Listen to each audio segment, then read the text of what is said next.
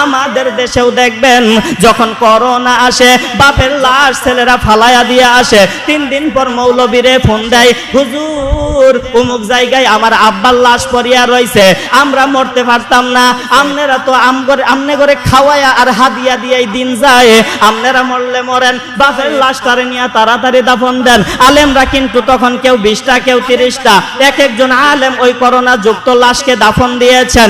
ঠিক এমন সময়ে আমাদের দেশের সিস্টেমেই ভাই এইটা, বিপদে পড়লে মোল্লাদেরকে দরকার, আবার যখন প্রয়োজন হয় পিটায় আর রাজপথ রক্তাক্ত করে, পরের দিন সংসদে দাঁড়াইয়া বলে রং নাউজুবিল্লাহ।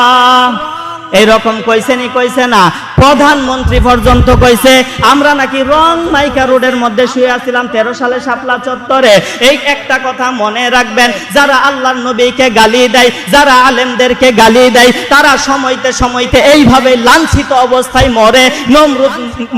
নমরুদ ইব্রাহিমের সঙ্গে লাগছে, তাকে জুতা পিটা কইরা আল্লাহ দুনিয়া থেকে বিদায় করছে।